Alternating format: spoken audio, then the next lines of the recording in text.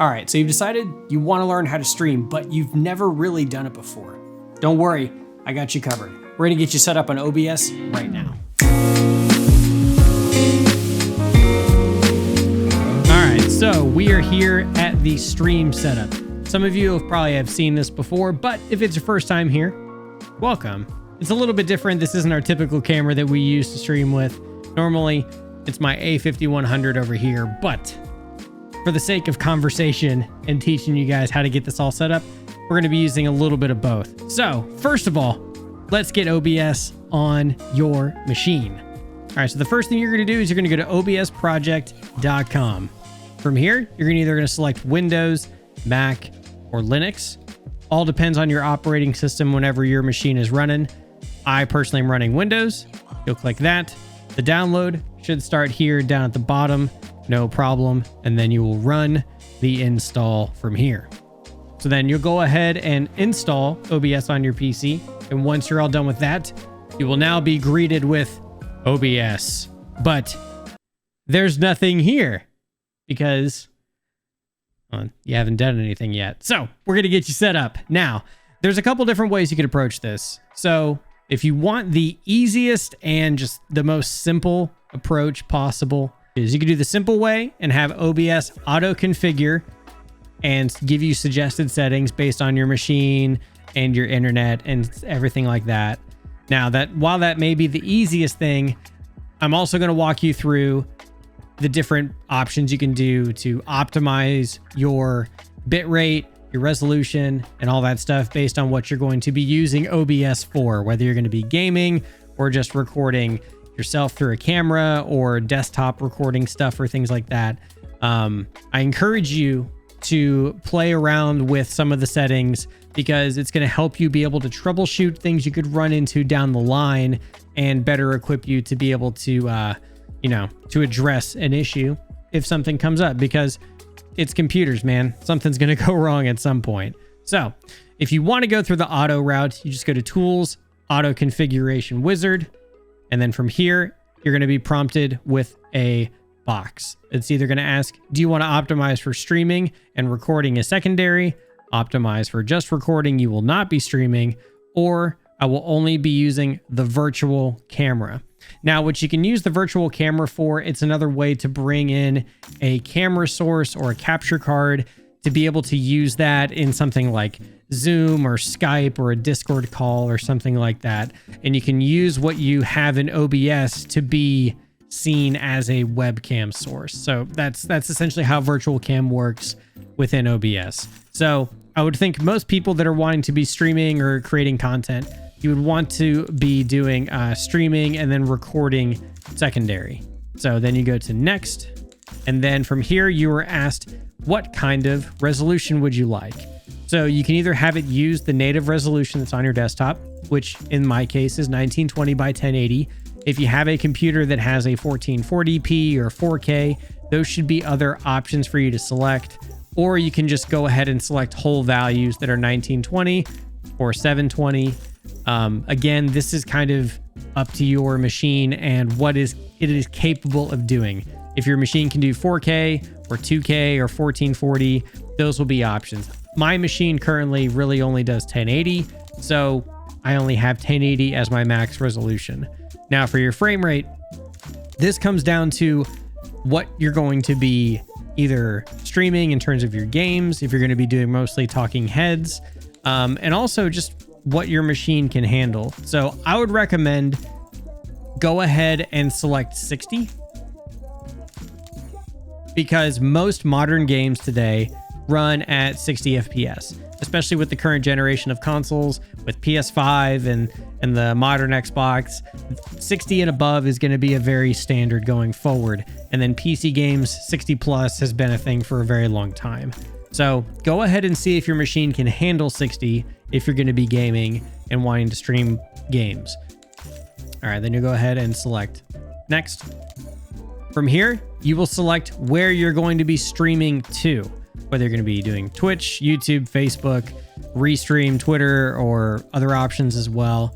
Then you have two checkboxes here. Prefer hardware encoding and estimate bitrate with bandwidth. I would recommend go ahead and do hardware encoding if you have a strong GPU. Once you select where you're going to be streaming, I personally stream over on Twitch. You can find links to that in the description down below. We stream 3 nights a week. You should come by and say hi.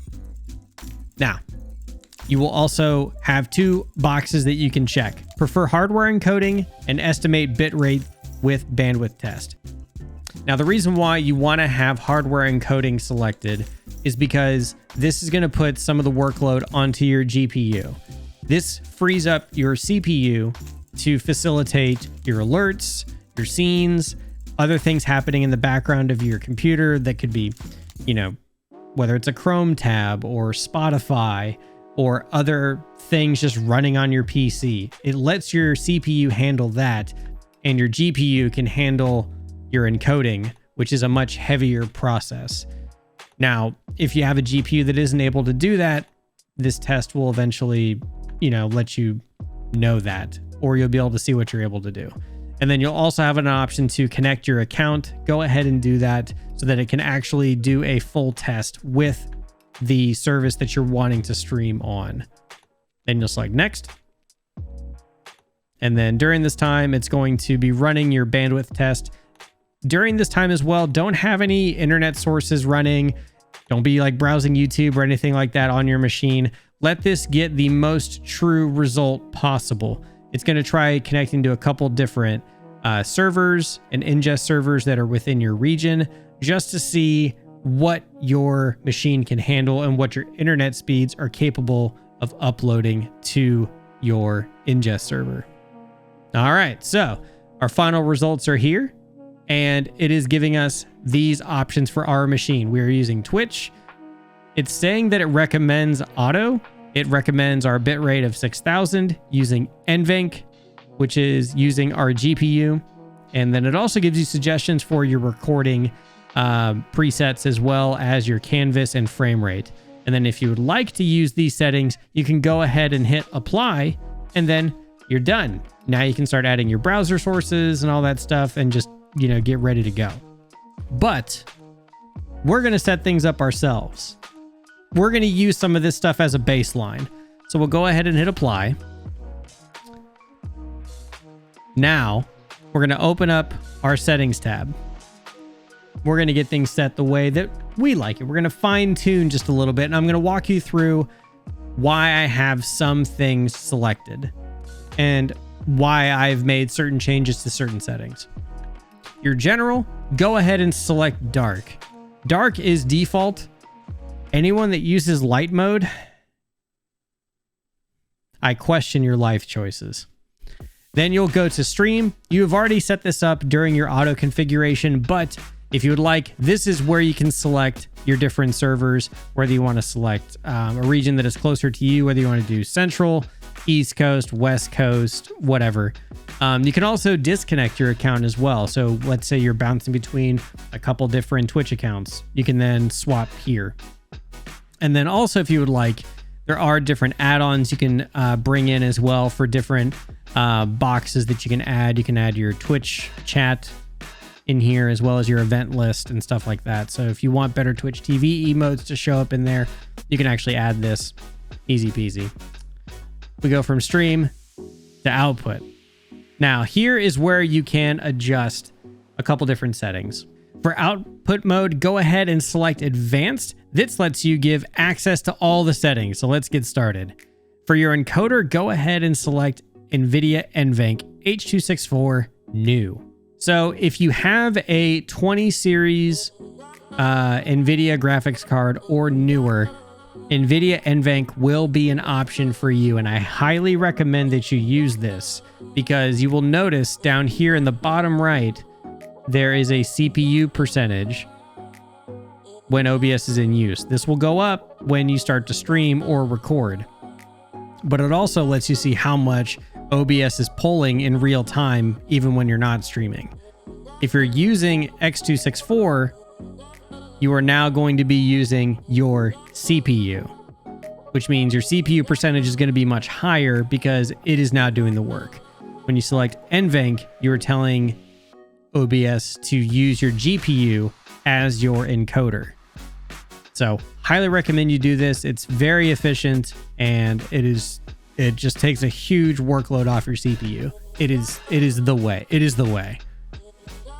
And then as far as your bitrate, you can do constant bitrate, CQP, VBR, which is variable bitrate, or lossless, which is no compression of any kind. I don't recommend you do this because that is going to be an insanely taxing process you're going to put your computer through. And I would only be doing this if you're trying to do benchmark testing. And then for your bitrate, it's suggested to us to do 6,000. I would recommend you check your streaming services bitrate requirements. Twitch and YouTube and other platforms have different minimums and maximums that they will allow for their creators to use. And especially even having subset differences between affiliates and partners and non-monetized channels as well. Each have their own set of rules. I highly recommend that you check that out to see what bit rates you can do. Now, a thing to keep in mind when you're trying to set your bit rate is what is your upload speed for your internet. This is totally dependent on your internet plan and your provider and any other people that are in your home using the internet. So a good rule of thumb when you're trying to stream is to keep it around 60% of what your upload speed will be. That way you have room for when you're gaming to not impede on your actual just experience. And also you're not going to just totally tank your internet for anyone else that's using your internet in the house, whether someone is watching Netflix or sending pictures to their family or sending emails or things like that. That way you're giving yourself some headroom so you have a little bit of room to oscillate a little bit and you're not just going to totally just throttle yourself. And also, Twitch allows up to 1080p video at 60 frames a second. In order to do that, you'll need an upload speed of about 7.4 megabytes to be able to support that upload speed. And for reference as well, YouTube supports up to 4K live streaming at 60 frames a second. And YouTube recommends a bitrate range of 20,000 to 51,000 kilobytes. And you'll need an upload speed of 68.8 megabytes per second to pull that off.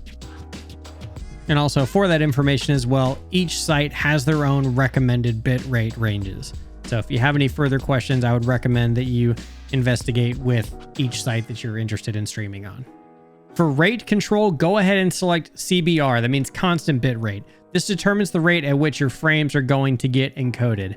Having it be constant ensures that it is going to be the most steady with as minimal variance as possible. For your bitrate, enter the bitrate that is appropriate to your upload speed. We'd recommend that you run a speed test. You want to use around 60 to 75% of your upload speed. That way you have room for games and Discord and other things to have enough headroom to be able to run while you're streaming and gaming. Okay, so keyframe interval set to 2. Streaming platforms may limit what you can select here, and most require a setting of 2. Preset, select quality. You can change this to max quality to enable 2-pass encoding. This will provide you with a minor quality increase, and it may cause some resource issues with your PC. Again, just test it. Your mileage may vary. Every machine is different. It's a good thing to check. Look ahead. So look ahead. This allows the encoder to dynamically select the number of B frames between 0 and the number of B frames that you specify down below.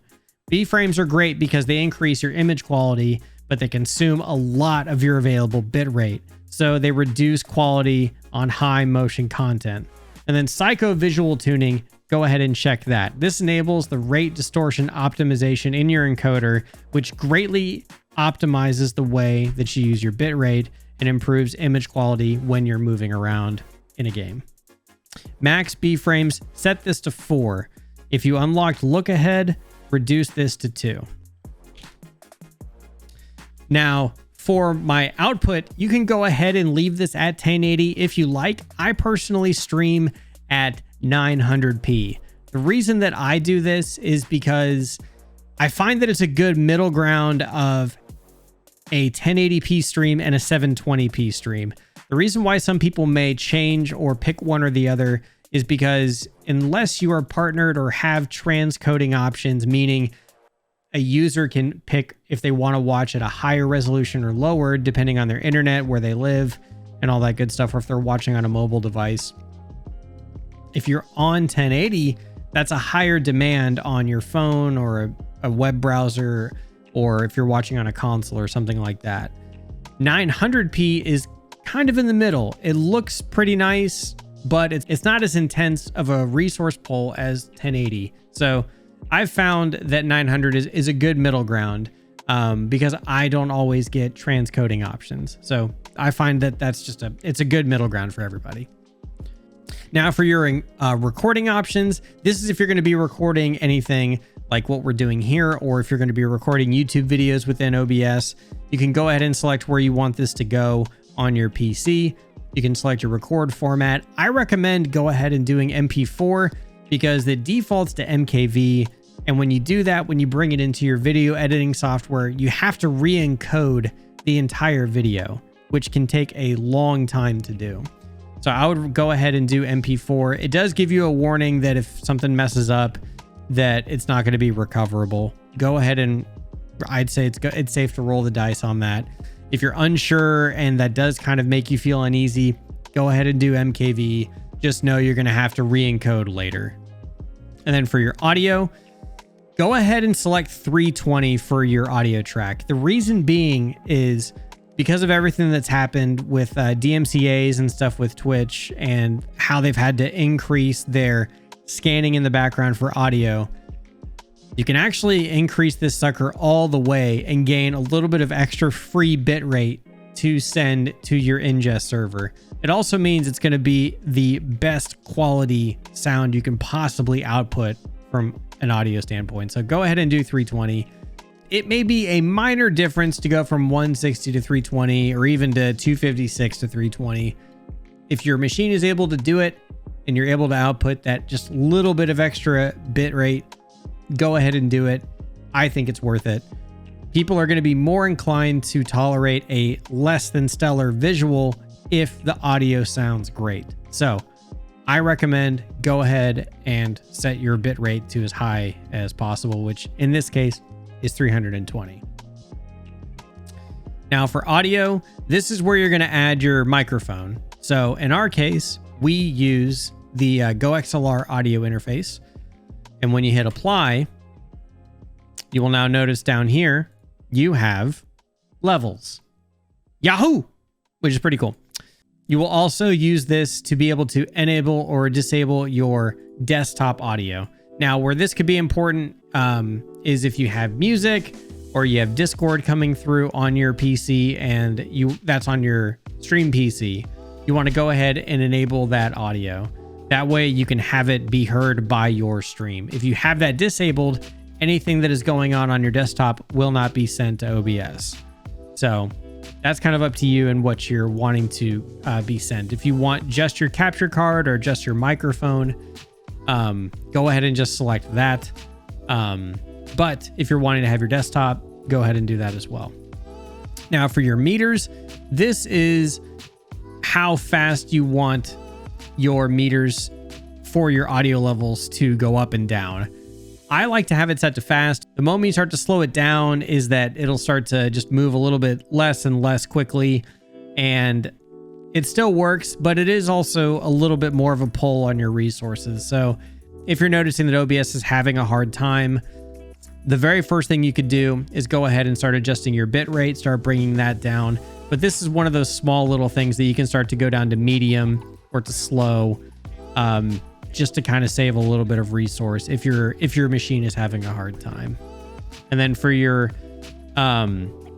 peak meter, I do sample peak because I feel like that's a pretty good average. I'm not needing this to be an absolute true monitor peak.